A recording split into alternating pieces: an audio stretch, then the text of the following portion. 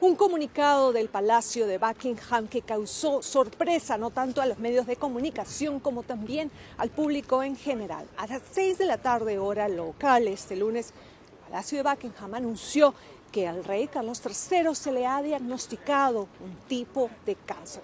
Hay que recordar que el rey Carlos III salió hace exactamente una semana de una clínica del centro de Londres luego de haber sido tratado por agrandamiento de la próstata. El comunicado del Palacio de Buckingham dice muy claro que en este caso es otro tipo de cáncer, pero que el tratamiento que se le dio exactamente hace una semana hizo que se encontrara y diagnosticara este nuevo tipo de cáncer. El rey Carlos III ya empezó tratamiento para este cáncer y, según sus médicos, él no tendrá funciones, eventos públicos, pero continuará con los trabajos administrativos de ser el soberano del Reino Unido. El rey Carlos III también se ha mostrado muy positivo, según el comunicado del Palacio de Buckingham, y agradecido a su equipo médico. Y es que hace una semana lo vimos saliendo de una clínica local en Londres junto con la reina Camila, y este domingo se le vio atendiendo al servicio de domingo, al servicio religioso que suele atender todos los domingos. Hay que también decir que, de acuerdo a un comunicado por parte del duque de Sussex, el príncipe Harry, él ya ha hablado por teléfono con su padre y ha anunciado, de acuerdo a este comunicado, que espera venir a visitarlo en los próximos días. Hay que decir que en los últimos meses y años la relación tensa entre el rey Carlos III y el príncipe Harry y su esposa Meghan ha sido visible. Por otro lado, el comienzo del año 2024 no ha sido el mejor para la familia real británica en términos de salud. No solo se anunció el tratamiento de próstata para el rey Carlos III, también la princesa de Gales, la princesa Catalina, estuvo hasta hace también una semana internada en una clínica local por una operación, una cirugía al abdomen. No se han dado mayores detalles sobre su estado. Sabemos que está progresando, pero sabemos que también no tendrá actividades públicas hasta por lo menos Semana Santa. Claudia Rabasa, CNN, Londres. From Buckingham Palace, we are hearing news involving the royal family. King Charles III has been diagnosed with a form of cancer. Let's get straight to CNN's Max Foster. So, Max, what are you learning? Well, it follows off the back of the King's medical treatment that he had at hospital for an enlarged prostate. A separate issue of concern was noted there, according to Buckingham Palace, and subsequent tests have identified a form of cancer. So it's being told that the King has commenced a schedule of regular treatments, during which he's been advised by doctors to postpone public-facing duties, so we won't be seeing him. Throughout this period, His Majesty will continue to undertake state business and official paperwork as usual, so he remains head of state and will be able to carry out those key duties, but we won't be seeing him in public. I'm told the King is grateful to his medical team and the recent hospital procedure which made this diagnosis possible, and he remains positive, we're told, about his treatment and looks forward to returning to public duties. He's chosen to share this diagnosis to prevent speculation and in the hope that it may assist public understanding for all those around the world who are affected by cancer.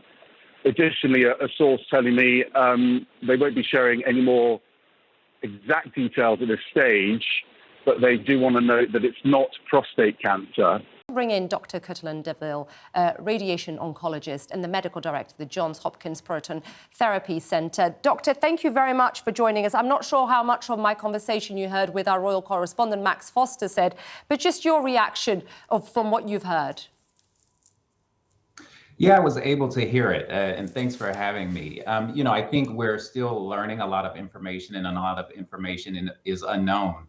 The challenge with cancer is really any cell in the body can become a cancer. And so you really have to do an extensive workup to understand the type of cancer, and the treatments are wide ranging and can be very different. We have heard, though, and you heard that from Max saying that it's not prostate. That's what we've heard. We've also heard that he's getting outpatient care. I mean, what do you take away from that? Yeah, again, it is some information, but it's still limited. We know it's not prostate cancer. Prostate cancer is the most common cancer in men. So that is something that we're often, paying attention to and worrying about. The other, most common cancers in men would be lung cancer, colorectal cancer. But again, really it could be anything at this point. If we think about the types of treatment, outpatient management is very common. And so that's not necessarily telling us too much, even if patients are getting systemic treatments, which, it sounds a little bit like that might be the case. Those may be things like chemotherapy, hormonal therapy, targeted therapies. Those may be things that the patient can get an infusion within the hospital, within an outpatient center, or even at home in some cases. And then, that is sort of a beginning part of their treatment. And so it's still unclear, I would say. Other cancers may require things like surgery, radiation, where obviously the patient is going to be admitted or come into the hospital or have an elective procedure. And so it might be a little bit more obvious, but, so some information, but still not very clear. Yeah, and I suppose we don't know what stage this is, right? What type of cancer, what stage this is as well. In this statement from Buckingham Palace, Doctor, we heard that he went in for benign prostate enlargement and a separate issue of concern was noted, right? Talking about this form of cancer. When you go in for these procedures, for prostate enlargement procedure, what kind of tests are done? I'm guessing blood, urine, x-rays. Just talk us through it. Yeah, and so for benign prostate enlargement, very common in men, may present with urinary symptoms or frequency or obstruction, difficulty to urinate. And there are a few different types of procedures that can be done to essentially relieve the obstruction to improve the flow. Those can be surgical, or they can be, even laser type treatments that are still done in an invasive manner. A workup to make sure the patient is sort of fit for any procedure would include the types of tests that you mentioned, blood work, maybe some basic imaging, to understand the prostate and what's going on in the pelvic anatomy.